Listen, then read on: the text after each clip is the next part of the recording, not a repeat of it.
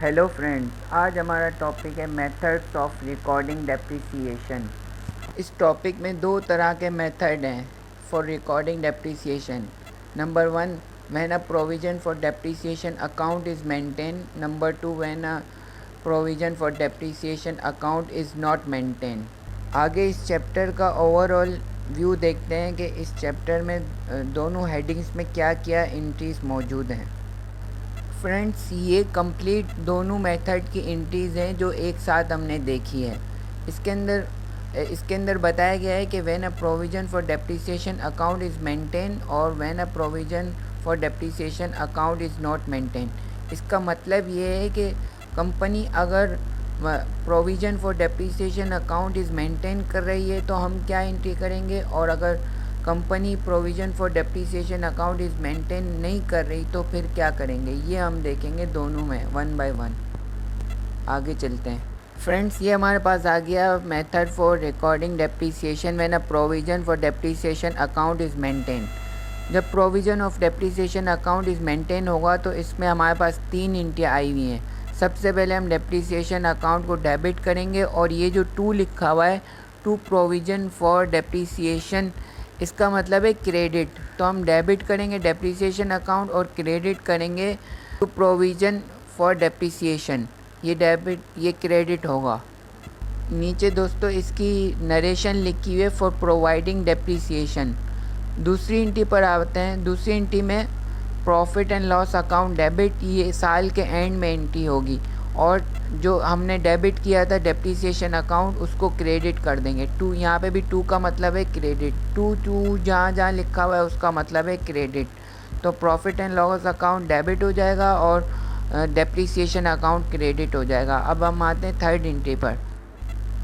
ये third entry उस वक्त बनेगी जब हम एसेट सेल कर रहे होंगे। तो हम जब एसेट सेल करेंगे तो हमारे पास जो है वो प्रोविज़न पहले से तैयार होगा, जो हमने डेप्रिसिएशन निकाला होगा, प्रोविज़न बन रहा होगा, जमा हो रहा होगा, तो उसको हम डेबिट कर देंगे और एसेट को हम क्रेडिट कर देंगे। टू का मतलब टू का मतलब क्रेडिट कर देंगे एसेट को। तो हम इस पे नरेशन लिखेंगे, entry on sale of an asset. अच्छा, फोर्थ पे जो लिखा हुआ है डिटेल वो देखते हैं। फोर्थ में बताया गया है कि हमारे पास जो हम सेल करेंगे एसेट, तो हम जो है वो इसको जो है वो एसेट को क्रेडिट कर देंगे, मगर उसके बाद जो हमारे पास अगर यह प्रॉफिट या लॉस बचेगा, इस पे इफ़ लिखा हुआ है, इफ़ अगर प्रॉफिट या लॉस बचेगा तो वहाँ हम प्रॉफिट एंड लॉस के अकाउंट में डाल देंगे।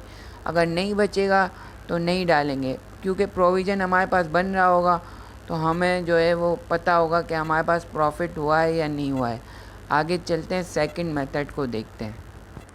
सेकंड मेथड है when a provision for depreciation account is not maintain. इसका मतलब ये है कि कंपनी डेप्रिसिएशन का प्रोविज़न नहीं बनाती है, और वो जो है डेप्रिसिएशन निकालेगी और जो है वो प्रॉफिट एंड लॉस में डालेगी, मगर जब एंड में जब एसेट बिकेगा तो फिर उसकी जो है वो उसका क्या प्रोसीजर होगा ये हम इसमें देखेंगे। तो इसकी जो फर्स्ट एंट्री होगी वो तो डेप्रिसिएशन अकाउंट डेबिट होगा और तो एसेट अकाउंट जो है वो क्रेडिट हो जाएगा। सेकंड जो एंट्री है वो है प्रॉफिट एंड लॉस, हम निकाल देंगे और टू डेप्रिसिएशन अकाउंट जो है वो क्रेडिट हो जाएगा। तो ये तो दो एंट्रियाँ हो गई नॉर्मल एंट्री। अब प्रोविज़न तो बन नहीं रहा, तो इस पे थर्ड एंट्री तो आएगी नहीं। इसमें होगा ये कि जब एसेट बिकेगा तो एसेट जो है वो क्रेडिट कर देंगे हम पूरा का पूरा, और जो अगर प्रॉफिट एंड लॉस जो उसमें होगा ना, वो उसको जो है प्रॉफिट एंड लॉस अकाउंट में क्रेडिट कर देंगे। इसमें प्रोविज़न नहीं होगा, इसकी जो एंट्री होगी वो यही होगी, डेप्रिसिएशन अकाउंट डेबिट और टू एसेट का मतलब क्रेडिट एसेट अकाउंट, और एसेट हमेशा क्रेडिट होता जाएगा। तो वो एसेट जो है ख़त्म होता जाएगा। उसमें जो था वो प्रोविज़न बन रहा था, इस पे प्रोविज़न नहीं बन रहा, इसमें डायरेक्ट एसेट कम होता जा रहा है हर साल। 10,000 हमने डेप्रिसिएशन निकाला तो 10,000 से एसेट ख़त्म हो जाएगा।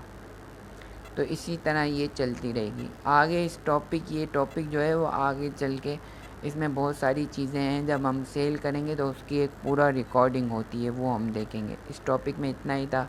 Thank you.